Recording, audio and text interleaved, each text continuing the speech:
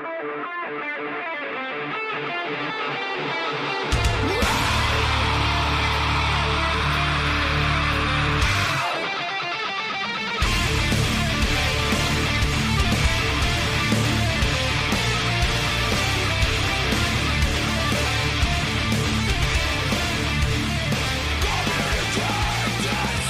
we go. Today is Sunday, January 19th, 2020. This is episode 244 of the Defensive Security Podcast. My name is Jerry Bell, and joining me tonight, as always, is Mr. Andrew Callett. Good evening, Jerry. How are you, sir? So good it hurts. How are you? I'm good. I had a little speaking gig at a panel this past week in downtown Atlanta. It was nice to get out and see the public again. The world still exists. Did you knock them dead? They were only mildly disappointed. I'll take that as a win. Good deal. Though, as an aside, how can I say this without offending too many people? Leading up to it, once it was announced that I was on the panel, I had like 3 different salespeople reach out to me that they wanted to talk with me. But they made it sound like they wanted to hear what I had to say. Like, hey, I want to know your thoughts on X. But as it turns out, no, they wanted to pitch me their stuff. So were you like afraid about being surrounded by that much polyester and the potential fire hazard? I mean, I was, but as you know, I carry a fire extinguisher at all times. Good. So good. You know, that usually, and I'll often preemptively just spray down a sales guy just to be safe. You can't be too careful. I did have one guy come up to me, and this is an absolutely true story. Swear to God. We were setting up for the panel, right? So imagine there's 5 of us sitting at a table facing our audience of about, 40, 50 people. And we're 2 minutes from go. And the MC lady's like telling people that we're about to start talking. This guy walks up to me, up to the table, in front, like in between us and the crowd, and asks me, he goes, hey, there's some folks from this department in your organization that's been watching a lot of our videos. Do you know who they are so I can get a hold of them? I'm like, no, that's way different than my organization. I'm not here on behalf of my company, and we're about to start talking, sir. This is not the right time. But it was so, like, dude, timing. I mean, you know, successful salespeople, I assume, have to have a hint of sociopath in them. I was just like, I was too stunned to respond in all the snarky ways I thought of later. But yeah, you'll be waking up for years thinking, God damn it, I should have said. I know. That's so. Anyway, it was a good event, but wow, did it remind me of how much I don't like certain salespeople. They're not all bad, but some of them are just like, come on, calm down. Like this guy, I'm like, if they're watching your videos, they're not contacting your organization. It must not be a fit. Do you think you cold calling them is going to change their mind? I don't know. Obviously so. So on happier note, we will be apparently, I guess, disappointing an audience live Sweet. at B-Sides Orlando on April 11th. Yeah, you and I, we're going to record a show in front of a live studio audience, I'm told. That's right. Which we've never actually done.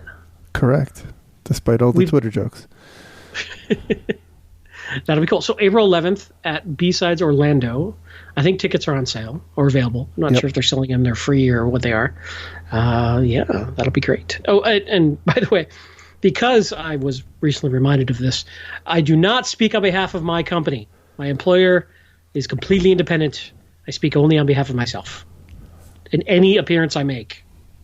Forever. And ever, amen. Unless I specifically say otherwise. Same. So yeah, B-Sides Orlando is I went last year. You went to some pretty extreme lengths to avoid presenting last year at B-Sides Orlando. But that's true. We tried to do this last year, and then my intestines exploded. Yeah. Yep. That's how much I didn't want to do this. So we will hope that doesn't happen again. And I guess it'll be my turn if it did. But Please no, please. Yeah, for sure. So, I did go last year. It's actually an amazing conference. The venue is just really beautiful. The people were friendly. The talks were great. So, should be a great time. If you're in the area and interested, I think, like you said, tickets are available and probably going fast. They might slow down after they hear we're there, but true. Some might even get returned. I don't know. But hey, there's the opportunity, right? Mm-hmm. So, all right. So let's jump into some stories. So the big news of the last week was obviously that that the crazy NSA vulnerability in Windows 10 that the NSA disclosed to Microsoft. No, I've already moved on and forgotten about it. Yeah. Codenamed Curveball.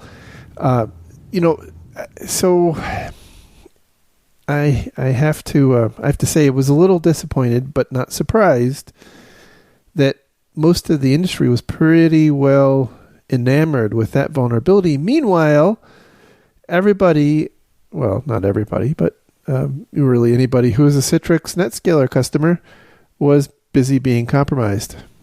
Yeah. Unpatched, known exploit available vulnerability, and heavy exploit activity afoot. Ouchie. Yeah. So the story that we're talking about today comes from Security Week, and the title is "Attacker Installs Backdoor, Blocks Others from Exploiting Citrix ADC Vulnerability." There's a lot of different aspects of this story that I wanted to talk about. Number one is that this vulnerability was discovered and disclosed back in mid-December. And then Citrix subsequently, I think back actually in late December, published a workaround, not a patch. They said that a patch was going to take some time, but they released instructions on how to implement a workaround for ADC and NetScaler Gateway. And for probably lots of different reasons, it seems that many of these devices didn't get patched, and so fast forward to last week, and as you pointed out, a couple of proof of concept exploits were released, and mass ownage ensued. And it's really, really trivial to exploit too, and now I guess the one bit of good news. And I had, my good friend Bob, who has been strangely absent for a long time. I was wondering what happened to Bob. He stumbled into my driveway, looking really disheveled, and turns out he had been up for a very long time trying to combat these things, and told me that the good news is that though he had worked on dozens and dozens of compromised NetScalers and ADCs, or gateways and ADCs, almost all of them were actually mining some kind of crypto coin. So it wasn't necessarily a situation. The nation-state espionage level fun that we always want to see. It's yeah. Hey, yeah. I made 13 cents off your NetScaler today. Correct. So that there seemed to be a lot of that running around. So new theory, new plan: detect exploits by monitoring power utilization draw, and when it jumps up to max and sustains there, clearly you've got a crypto miner, and boom, where's my VC money? Absolutely, you could put like IR, like FLIR cameras pointing down the data center rows. You could actually, spot which specific server has been compromised. It's getting fancy. I know. We could even put in some machine learning, and have it automatically detecting. You know what? You could actually eat one better. You could put how on the space shuttle they used to have those exploding bolts. Right now, we could eject the server out of the rack. Boom! Right, and have it. Oh. What do you think? I like it. And just like we saw with SpaceX today, we could have like mini rockets on the hard drives that launched them out to a soft landing to save the hard drive. That's brilliant. Absolutely. Yeah. Look, VCs line up on the left. That's all I'm saying. Yeah. Angel investors on the right. Wow. This is the new thing here. So anyway, is, there's actually a kernel of truth in this entire rant. But back to your story. Yeah. So the story here is, amidst all the carnage that is ensuing, there's somebody running around, and the name of this attack is called Not Robin, as in not Robin Hood, I guess. They are patching, they're compromising these ADCs, and they're dropping code on there, which will effectively close the vulnerability from exploitation by anybody else, while maintaining a backdoor for them. Well, this is like old school King of the Hill stuff that hackers used to do. We haven't seen this in a while. Absolutely. But this used to be somewhat common. Absolutely. So, and that's it's kind of interesting because if you're trying to assess your fleet, I guess depending on how you go about detecting it, you may get a false negative if you've actually been compromised. So that's true. Be on the lookout. It's, by the way, it's not necessarily surprising that these things are being used to mine cryptocurrency, because I guess once you exploit the vulnerability, you end up with an unprivileged shell, and it's not entirely clear to me if there's a simple way to elevate privileges on it. But I suspect that with enough time and whatnot, people can figure out how to do that. And then typically it sits between the internet. These things sit between the internet and a company's internal network. Now, there was one other aspect which kind of really chafed a lot of behinds this past week, which was, as I mentioned early on, Citrix released some instructions on mitigating the vulnerability, but in I guess the middle of last week, they updated the guidance to say, at least on the ADC, you actually had to be on a certain version of ADC for the mitigation to work. If you were on an older version, you would have to upgrade to a newer version before the mitigation worked, because the mitigation didn't work on the older version. And by the way, there's still no patch, although allegedly there may be a patch coming out tomorrow for some of these. I don't envy the Citrix engineers this week. No, that's for sure. But it points out a problem that I have seen some organizations struggle with, which is the difference between a vulnerability management program and a patch management program. And it seems ridiculously and absurdly obvious when you think about it. But a lot of organizations, especially older ones in my experience, kind of think about things in terms of patches. And so patches are atomic. You can see when they come out. You can subscribe to mailing lists or intelligence lists, whatever, and be notified when one is available. But that, if you have a program that's built up around that, you miss stuff like this. And so I did go back and look and see if Tenable. Go ahead. That also applies, interestingly, to things like newer versions of Windows coming out and upgrading, like the crypto methodologies of communication of passwords. Yeah. Or, the various ways that you authenticate.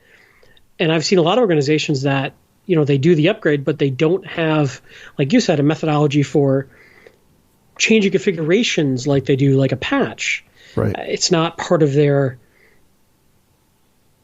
routine. It may be if they have something that they know they need to do, but you see organizations, they used to run Windows 2003 server and then 2008, and then they upgraded over the years, and they upgraded their desktops over the years, but they never turned on or turned off that old technology that's in there as backwards compatibility. And so they're just as vulnerable as they are running back in 2003 of some of these attacks that go after the inter-box communications. But they don't realize it. Right. Yep. And, it's something I've seen pen testers find it all the time, and I think it may speak to what you're talking about as well here, in that they're very good at patching and look at their patch stats, but they're not good at configuration updates to best practices. Correct. Like mitigations and newer versions of things that need to be turned on to take advantage of it and that sort of thing. So anyway, you're spot on. We saw that with I guess it was NotPetya and to some extent WannaCry with SMBv1. Those were. I think it was. Yeah, it's a great example. It was more WannaCry, not NotPetya. Sorry, I'm starting. Getting old sucks. I don't recommend it to anybody out there listening. Anyway, the alternative is not great either. But well, that's true. Fair enough. But yeah, so I did go back and look, and Tenable did have the ability to detect this with their scanner. I think in very late December. But it's unclear because it's unclear how well that one worked, because they released actually another signature at the beginning of last week. So it isn't clear to me how well that prior signature worked. I guess the point is, in addition to everything else that you're going on, you really need to have some ability to detect that something like this exists. If you were proactive and implemented that fix, assuming you were on the right version, then you were protected. But, it seems like a lot of organizations were caught flat-footed with this thing. The other interesting thing it points out is, let's say you do have a compromised host and you're able to get back control. This is a great example of you don't know what the bad guys have dropped in that host in the meantime. Yeah. So how do you ever trust that host again? Correct. Right. Yeah, absolutely. So, all right, moving on to our next story. This is a follow-up from, and actually I've got two different stories that have slightly different bits of information between them. The first one, again, comes from Security Week, and the title is Equifax Ordered to Spend $1 billion on Data Security Under Data Breach Settlement. Wait, so you're saying that they just announced to the world that they're going to spend $1 billion. That sales guy, that salesperson you were just talking about, it will not be bothering you for a while. Every sales guy in Georgia, where Equifax is headquarters, anywhere near cybersecurity, just heard the dinner bell ring. Oh yeah, $1 billion. Oh. And that we've talked about this in the past. Just spending money on a problem does not make the problem go away. I mean, you can spend $1 billion super irresponsibly. Well, the way I read it is they proposed how they were going to spend it, and the court agreed. Yes. So it seemed like they had some plan. But you're right. Especially when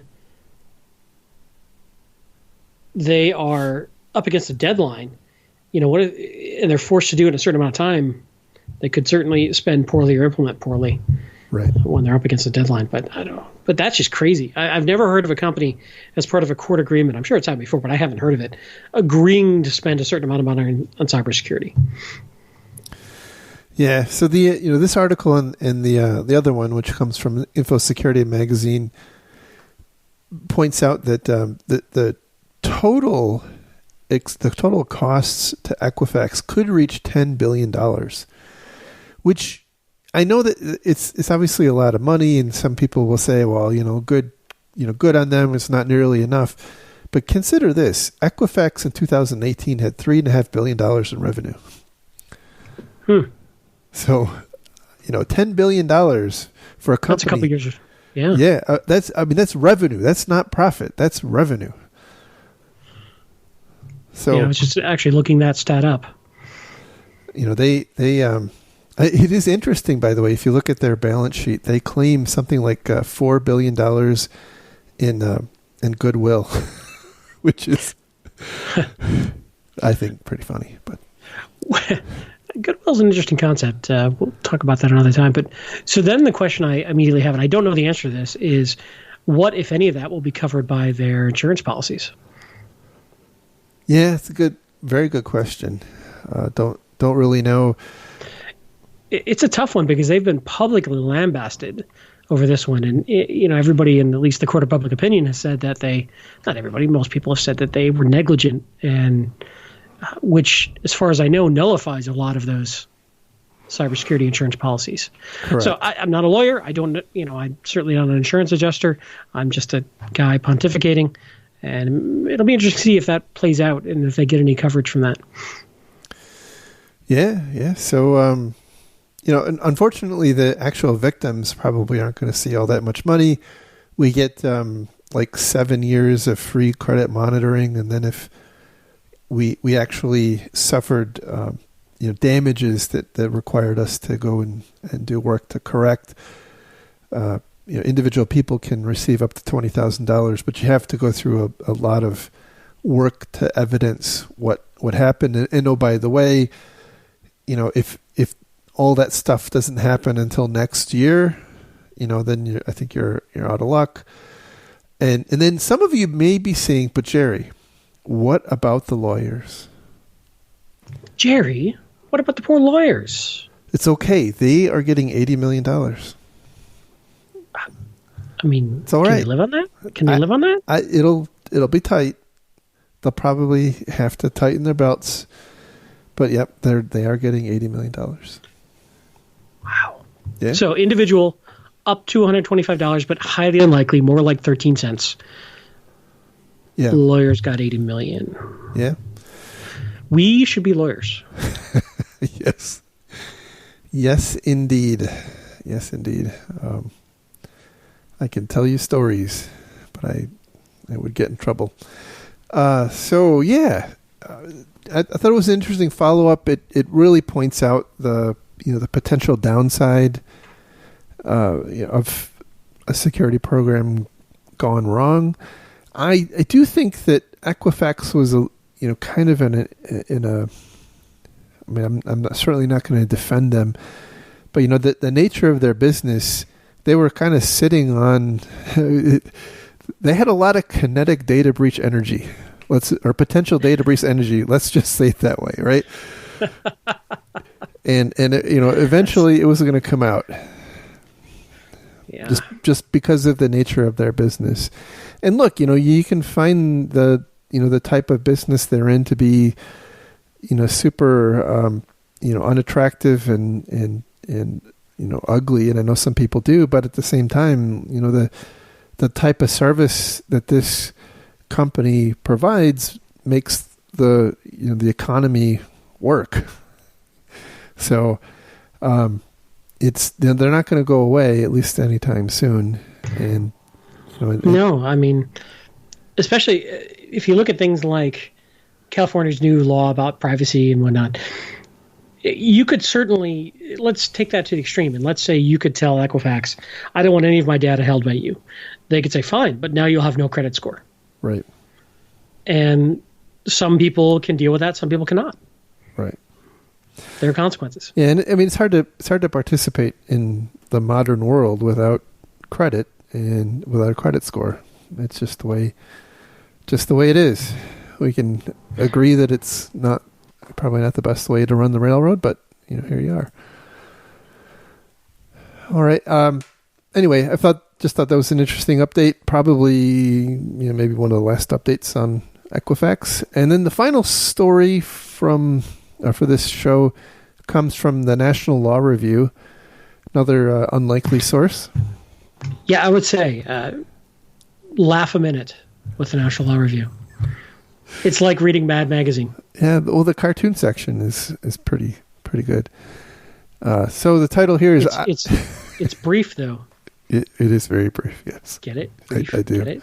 I did get it, yeah. It's a good lawyer joke. I thought about it all day. Good job. So title here is ICO issues fine against national retailer for security failings. So the UK ICO, or Information Commissioner's Office, which is the the Data Protection Authority in the UK, fined DSG Retail, who owns Curry's PC World and Dixon's Travel, £500,000, which that's really heavy, for what they call serious security failings involving their point of sale terminals. And I saw a lot of hoopla when this was announced on Twitter because the GDPR allows fines up to 4% of your annual sales, minimum of 20 million euros, which 500,000 pounds is a lot less than that, especially given the apparent seriousness of this this issue. But by the way, yeah, for those curious, 500,000 pounds is $650,000. Yeah, it's a lot less than 10 billion at current exchange rates. Just for the record. Yeah, we'll see what happens in a couple of weeks, right? True. Now, the question is, did the ICO demand payment in Bitcoin or iTunes gift cards? And you got to stay on the phone till you go buy them? Yes, that's right. That money pack. Yes. So yeah, you totally made me lose my train of thought. Yeah. So lots of consternation about why was the fine so low, and the main reason for that is that the data breach occurred before GDPR went into effect. And so this fine was actually levied under the prior European data protection law, which was dates back to 1996, and had a much lower cap. And the ICO actually laments that fact and said that basically DSG deserved a much more severe fine, but they were limited based on the law. Now, in the scheme of things, this is not super interesting, except for the fact that under the GDPR, which lots of people were consternating about and still consternate about because of its not the world's most well-written regulation, lots and lots of vagueness. This action by the ICO, now granted, we don't know what's going to happen because the UK is no longer going to be part of the EU in about another 2 weeks. But having said that, it's really interesting because this sheds some light on how how a data protection authority is actually thinking about things in terms of a breach. And so they actually go through a list of 10 findings that the ICO noted about this particular breach, and I'll kind of run through those.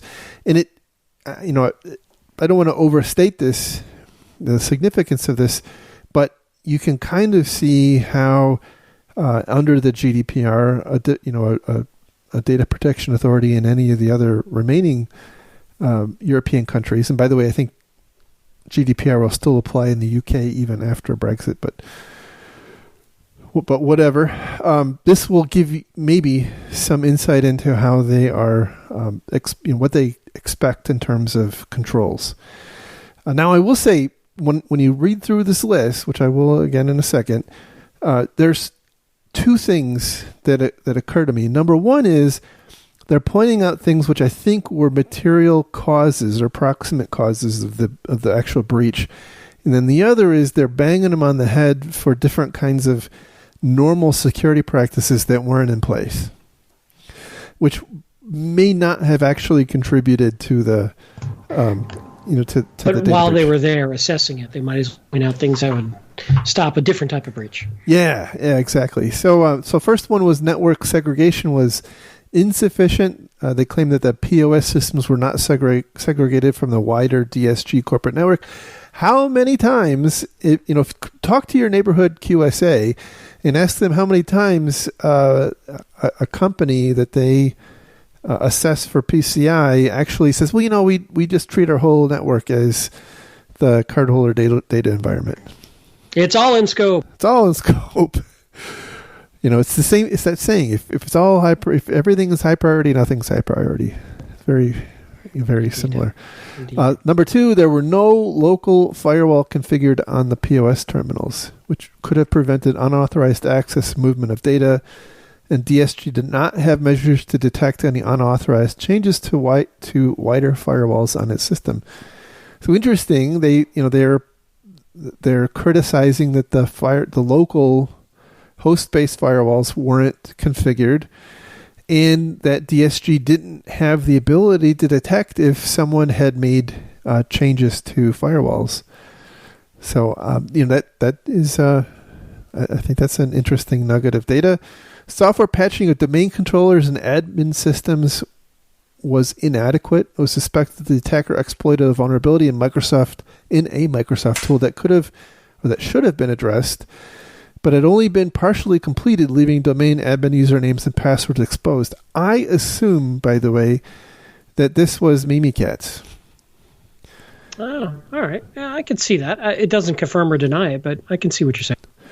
Yeah, so I assume what they're saying here is they did not implement mitigation against Mimikatz, and so they were able to collect usernames and passwords. But again, that's just a supposition, which by the way tells me that whoever did this, collected usernames and passwords to aid their escapades on the network.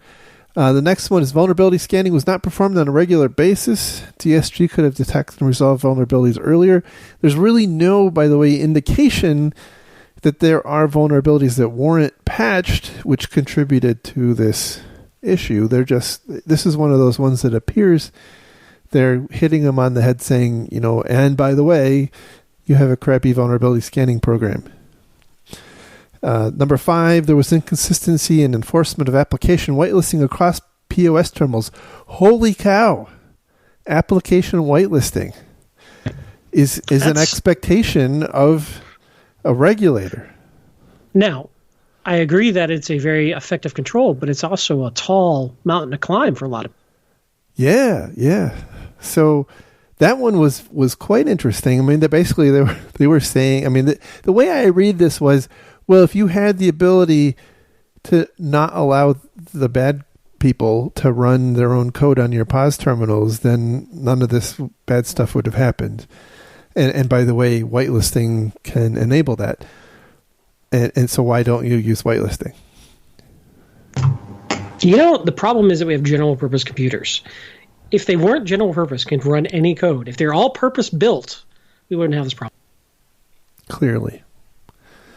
Clearly, just like the Android. It's a purpose built for a phone, right? Never gets hacked. Never ever. Right. Yeah. So number 6, but that's on Linux, and